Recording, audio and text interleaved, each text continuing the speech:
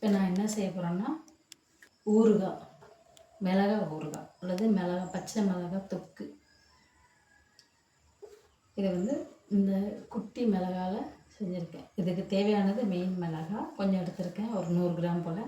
அப்புறம் கொஞ்சம் கருவேப்பிலை, புளி கரைச்சி வச்சுருக்கிறேன். இதை வச்சு தான் செய்யணும். இதுக்கு ஃபஸ்ட்டு என்ன பண்ணணும்னா, கொஞ்சமாக தேவையான அளவு நல்லெண்ணெய் ஊற்றிக்கோங்க. நல்லெண்ணெய் ஊற்றினதுக்கப்புறமா எண்ணெய் நல்லா காஞ்ச உடனே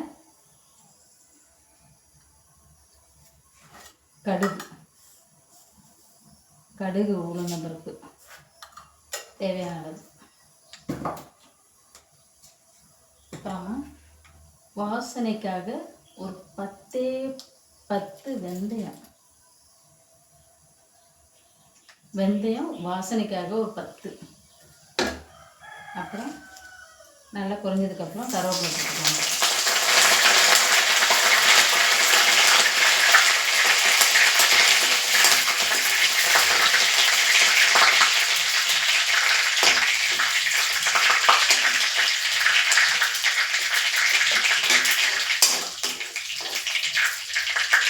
கடுகு நல்லா பொரிஞ்சதுக்கப்புறமா பச்சை மிளகாய் போடணும். டப்புன்னு வெடிக்கும், கொஞ்சம் பார்த்து போடணும்.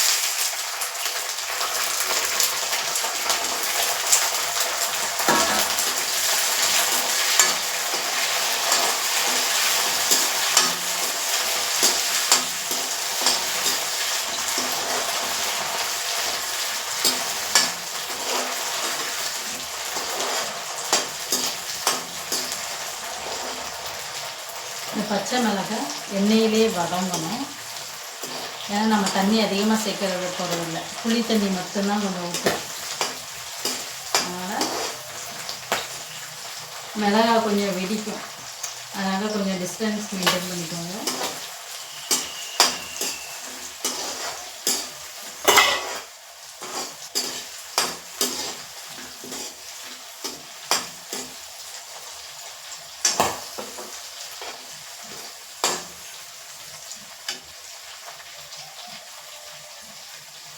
பச்சை மிளகாய் வெடிக்கும், அதனால் சிம்மில் வச்சுக்கணும். ரொம்ப அதிகமாக தீ வச்சுன்னா டப்புன்னு வெடிச்சிடும், அப்புறம் முகத்திலலாம் பற்றும்.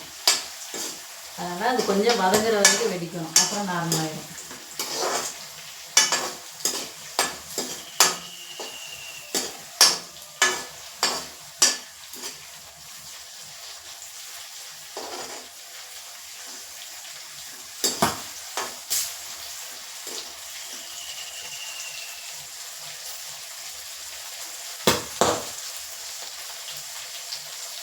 தீ கம்மியாகவே வச்சுக்கணும், அதெல்லாம் மூஞ்சில் தெரிச்சிடும், டப்புன்னு வெடிச்சு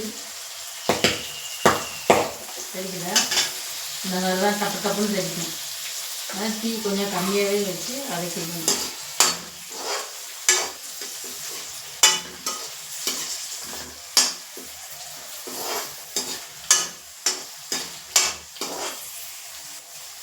ரெண்டு 3 மிளகாய் வெளியே தெரிச்சிருச்சு, வெடிச்சு. சவுண்டு கேட்குதா வெடிக்கிறது?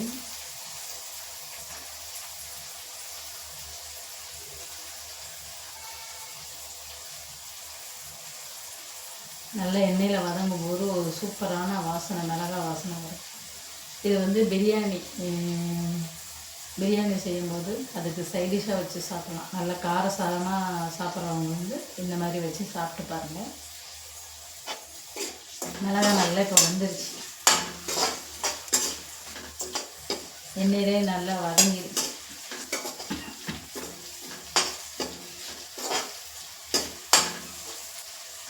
வதங்கினதுக்கப்புறமா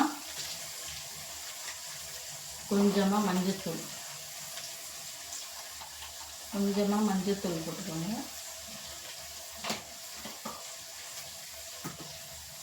மஞ்சத்தூள் போட்டு நல்லா வதங்கணும்.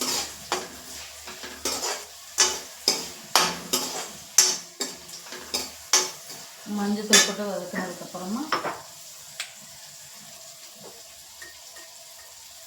கொஞ்சமாக உப்பு,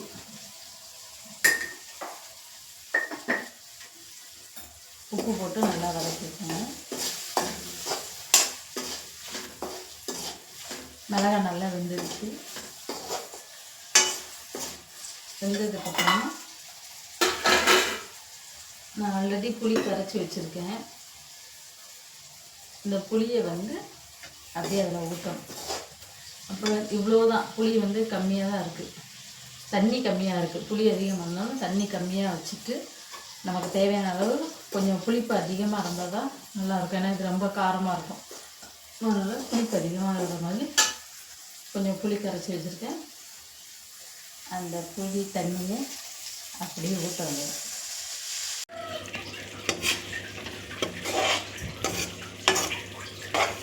பாருங்க, இந்த மாதிரி நல்லா புளி கெட்டியாக கரைஞ்சி வந்துருக்கணும். இன்னும் இதை விட ஊறுகாய் பதத்துக்கு கட்டியாகணும். அப்போ தான் டேஸ்ட்டு நல்லாயிருக்கும். இப்போ உங்களுக்கு இது கொஞ்சம் காரம் கம்மியாக இருக்குது, காரம் அதிகமாக வேணும் அப்படின்னா இந்த மிளகாவை இப்படி ஒரு நசுக்கி விட்டிங்கன்னா, கடைஞ்சி விட்டிங்கன்னா பயங்கர காரமாகிடும்.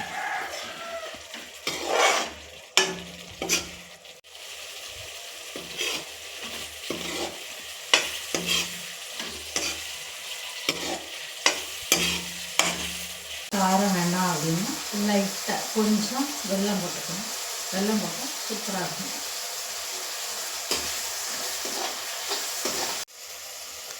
அருமையான மிளகாய் தொக்கு ஊறுகாய் ரெடி.